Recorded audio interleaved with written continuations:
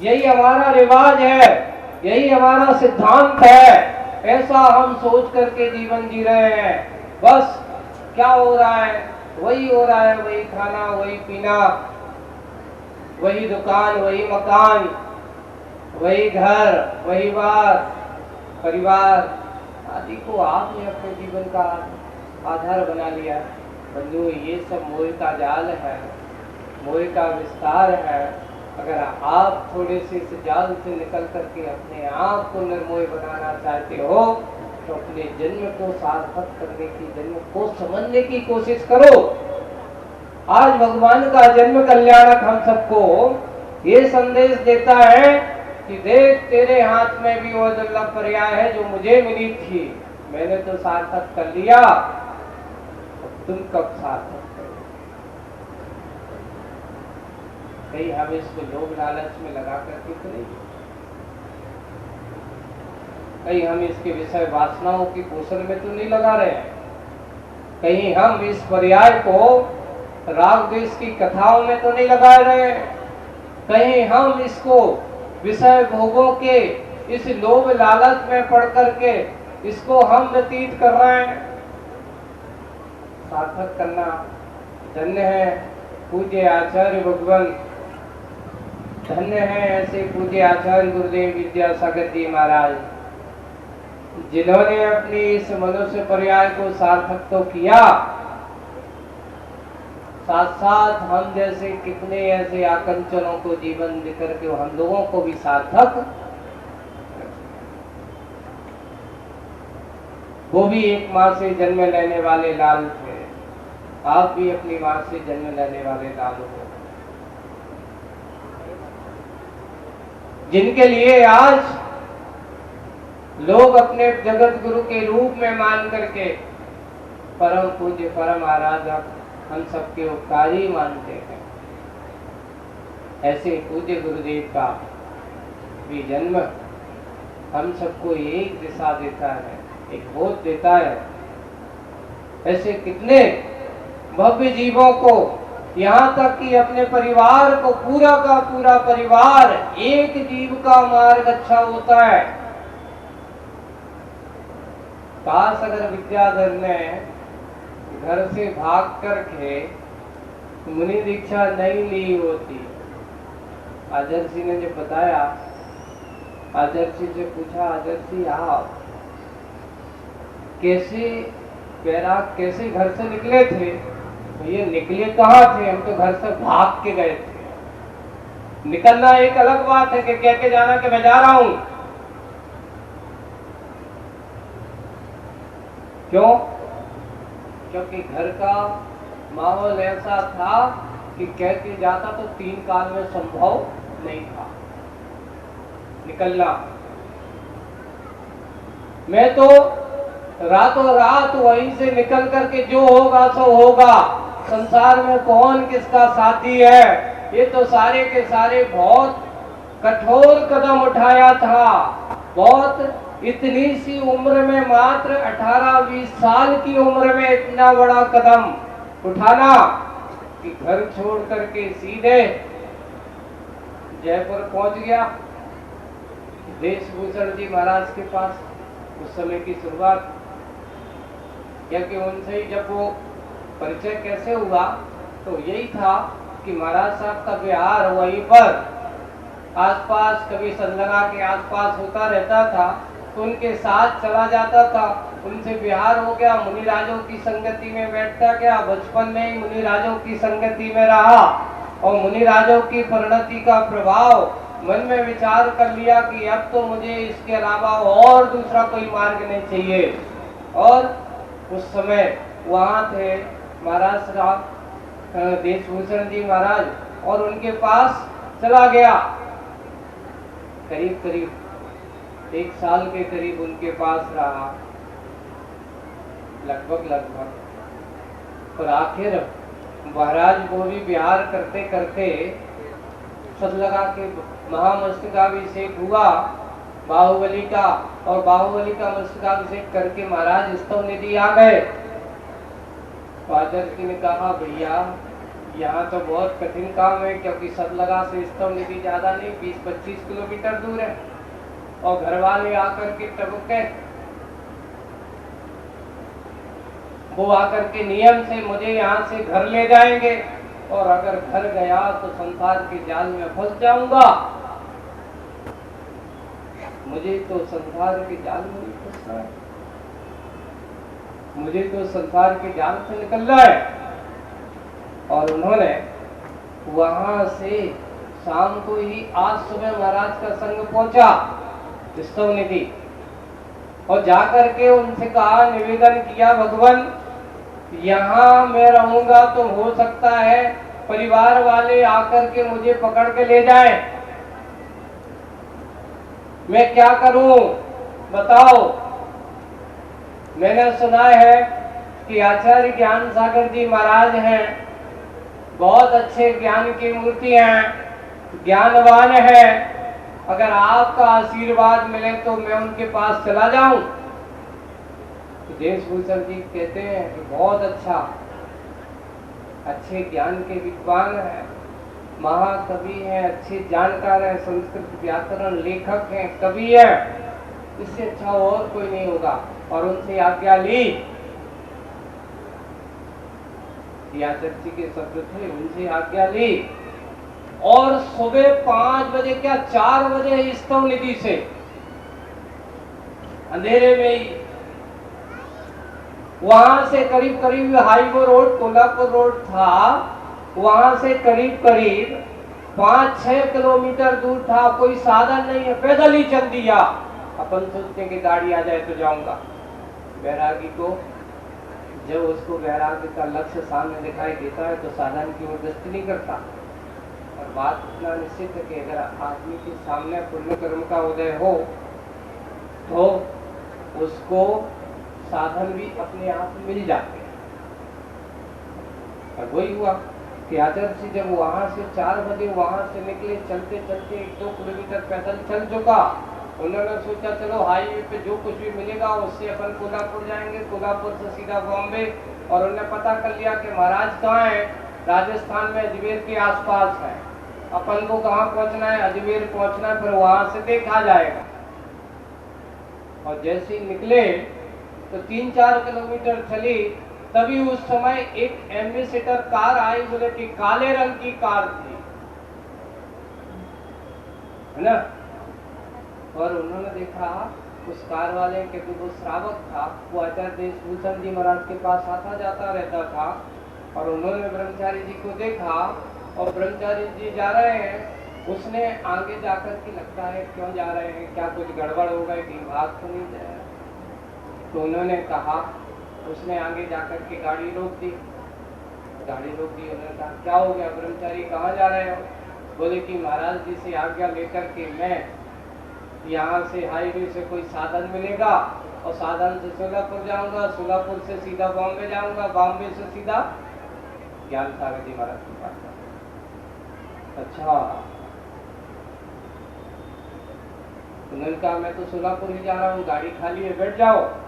मैं तो चाह रहा था कि जो कुछ भी होगा चलते हैं। और वहां से सोलापुर पहुंचे, उन्होंने जाकर के ब्रह्मचारी जी को अच्छे से भोजन कराया, अच्छे से उनको भोजन आदि कराए। एक ही बार भोजन करते थे ब्रह्मचारी अवस्था में भी। उस समय अवस्था में उनसे पूछा कि अध्यक्ष जी आप कितनी बार भोजन करते थे, तो बोले कि मैंने ब्रह्मचारी अवस्था में एक बार ही भोजन किया, और शाम को अगर जरूरत पड़ती थी तो बस पानी पीता था। और कभी अगर ज्यादा हुआ, मेहनत ज्यादा हुई तो कोई गुड़ चना खाया, लेकिन रोटी कभी नहीं खाया, या मूंगफली के दाने खाए, गुड़ खाए, थोड़ा सा लिया। उस समय दक्षिण भारत में ऐसी होता है, वहाँ पर शाम को अगर होता तो मूंगफली, चने या मूंगफली या गुड़ वगैरह लेकर के ऐसा पानी भी लेता था। हम लोग भी जब संग में गए तो हमसे भी यही कहते थे, देखो भोजन एक बार करना, शाम को जरूरत हो तो मूंगफली या गुड़ थोड़ा सा ले लो, पानी पियो, बस और कुछ नहीं खाना। मुनि बनना है ना तुम्हें, मुनि बनना है तो ऐसी तपस्या और साधक करना होगा। वही कार्य किया, और उन्होंने वहां से गए, रात भर सफर किया, मुंबई पहुंचे सोलापुर से करीब करीब कहते 13-14 घंटे की जर्नी, रात में बैठे वहां पहुंचे। बॉम्बे में कहाँ जाए, क्या होगा? बोले कि कुछ नहीं, भोजन 7वीं प्रतिमा के व्रत थे मेरे, ऐसा वैसा नहीं था, 7वीं प्रतिमा ले चुका था मैं।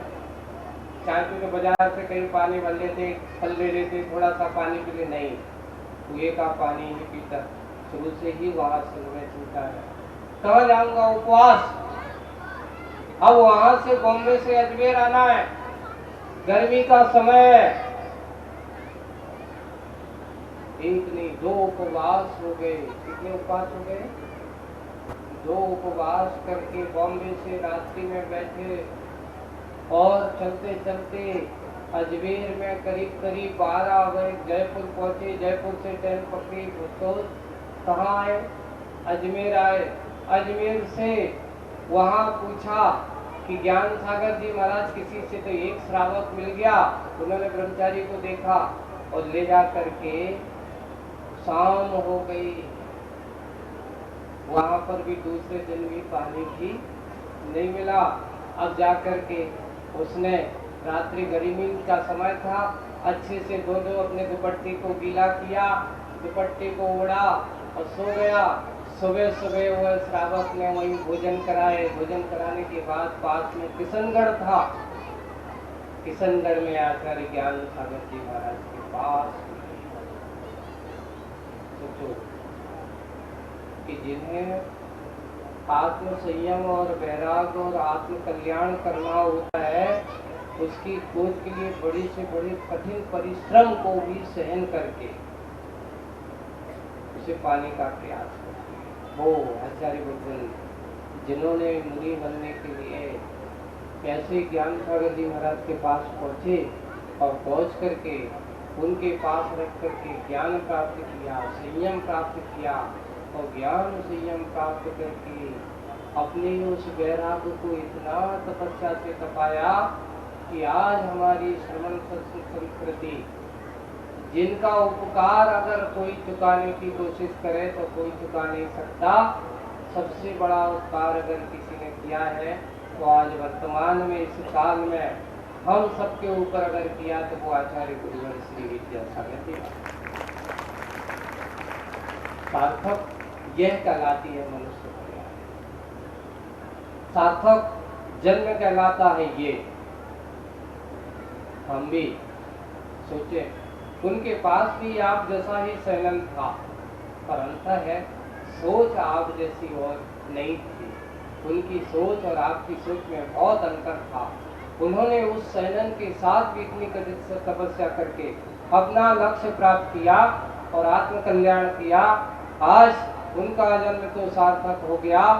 हम भी उनको स्मरण करते हुए यही भावना भाते हैं भगवान कि आज जैसे भगवान का जन्म कल्याण का उत्सव मनाया जा रहा है, मेरा भी वो जीवन, मेरा भी वो क्षण कब आएगा, मैं भी संसार की परिभ्रमणा को दूर करके मेरा भी अंतिम मनुष्य भाव कब होगा, मुझे वह अंतिम मनुष्य पर्याय कब मिलेगी और उसी पर्याय से प्राप्त करके मैं भी मोक्ष की ओर अपने कदम कब बढ़ाऊंगा। ऐसा भान मनोभाव हम सबके मन में हो, तब तो हमारा जन्म कल्याण हुई जन्म कि मनुष्य पर्याय सार्थक होगी। हम इस मनुष्य पर्याय को सार्थक करें। आज का ये जन्म कल्याणक महोत्सव मनुष्य पर्याय की सर्वश्रेष्ठता को जानना। एक और है, श्रावक को भी अपने श्रावक के कुलाचारों को भी समझना आवश्यक है। आज मध्याह्न काल में श्रावकों के लिए जो जन्म कल्याणक के दिन प्राय मैं करता हूँ, आज से नहीं, बहुत 2016 से इस उपनयन संस्कार की क्रिया को पूज्य आचार्य भगवान के आशीर्वाद से प्रारंभ किया था और आज ये क्रिया हमारी पिछली बार भी यहाँ पर माता जी के सानिध्य में हुआ था, सुना था। आज भी यहाँ पुनः हो रहा है, लेकिन उसमें लिखा है कि मुनिराज महाव्रती वगैरह हो तो और अच्छा माना जाता है उनके सानिध्य में हो, क्योंकि दक्षिण भारत में आप देख लेना आचार्य श्री ने 8 वर्ष की आयु थी, 7-8 साल। घर वाले यहाँ तो बहुत सुविधा, थोड़ा सा नरम कर दिया है, लेकिन उपनयन संस्कार दक्षिण भारत में उस दिन बालक को उपवास करना पड़ता है। क्या करना पड़ता है? अभी भी तुम्हारे बालकों से यही कहना चाहूंगा, उनको ज्यादा भोजन पानी नहीं पीना, ज्यादा खाना पीना नहीं, और खाते पीते हुए उपनयन संस्कार नहीं होंगे, त्याग पूर्वक ही होगा। इसलिए आज आपको उपनयन संस्कार के साथ साथ कुछ विशेष बातें भी बताई जाएंगी। माता पिताओं को जरूर आना, अकेले बच्चों को नहीं आना। और साथ साथ आज हमारे जन समाज के गौरवशाली व्यक्तित्व का भी उसके बाद एक छोटा सा सम्मान समारोह का कार्यक्रम भी रखा गया। उनके भी अपने यहाँ बैठे जितने भी लोग हैं, वे हमारे जैसे IAS IPS हैं, हमारे बच्चे क्या चाहते हैं, किस रूप में उनको बढ़ना चाहिए, उनके माध्यम से आपके जितने भी 9वीं से लेकर के 12वीं तक के छात्र छात्राएं हैं, उन बच्चों को आज जरूर आना है। रविवार का दिन है। आप देखें कि आज का ये कार्यक्रम विशेष रूप से उपनयन संस्कार तो होंगे, क्योंकि लिखा है कि जिस श्रावक के बालक के ऊपर अगर 8 वर्ष, वैसे तो यहाँ हमने 5 वर्ष रखा है, लेकिन मुख्य रूप से उन्होंने कहा कि जैसे ही वो जानने समझने लगे और विवाह के पूर्व तक इसको उपनयन संस्कार की क्रिया, सही उम्र तो 16 साल, पहले के लोग 16 साल में शादी हो जाती थी। 16 साल विवाह के पहले तक ये संस्कार की क्रिया हुआ करती है। जो विवाह के बाद इस प्रकार के संस्कार करते हैं, ये अज्ञानता है, ये सही बात नहीं है। आगम में लिखा उपनयन संस्कार विवाह के पूर्व होते हैं, बाद नहीं होते। उसके पाणी ग्रहण संस्कार हो जाने के बाद, उसके बाद उपनयन संस्कार के बाद कौन सा संस्कार होता है? सीधा पाणी ग्रहण संस्कार। इस श्रावक की 53 क्रियाओं में से क्रियाएं आप आदिनाथ पुराण में उठा करके देखना। उस क्रिया के अंतर्गत यहाँ पर उपनयन संस्कार की क्रिया, इसको मूल संस्कार भी कहा जाता है, इसको मोजी बंद भी कहा जाता है दक्षिण भारत में। उसकी क्रिया का यहाँ पर किया जाएगा, और वो क्रिया आज कल यहाँ थोड़ा सा उस साइड की जो बेंच है ना, पीछे कर दें, वहाँ बालिकाएं बैठेंगी। हमारे जितने बालक हैं पूरे के पूरे रैंप पे बैठेंगे, क्योंकि उन बालकों को कुछ दिखाया भी जाएगा, इसलिए उनको देखने के लिए सामने स्क्रीन पर हमारे स्क्रीन वाले वहाँ से आपको दिखाएंगे, क्योंकि कुछ बातें आप लोगों को बता करके नहीं, दिखा करके सिखाई जाती है उन बच्चों को। तो हम उन बच्चों को कुछ दिखा करके भी कुछ बताएंगे, उनके लिए कुछ संस्कार भी देंगे, उनके ऊपर संस्कार भी करेंगे। और संस्कार होने के बाद सबसे पहले सभी बच्चे जितने भी बालक बालिका हैं आएंगी, तो बालिकाएं सब नीचे रहेंगी लाइन से, महिलाएं बाकी सब पीछे से बैठेंगे। व्यवस्थापक वो व्यवस्थाएं बना करके रखें। बालक जितने भी धोती दुपट्टे में रहेंगे ऊपर आकर के बैठेंगे, शुद्धि बनाए रखें, छुए ना, क्योंकि उनको यंत्र का अभिषेक कराया जाएगा। जितने बालक हैं सारे बालक यंत्र का अभिषेक करेंगे। उसके ऊपर शांति धारा सब बालक तो नहीं करेंगे, उन बालकों में से कुछ बालकों का चयन होगा कि कौन बालक शांति धारा करेगा।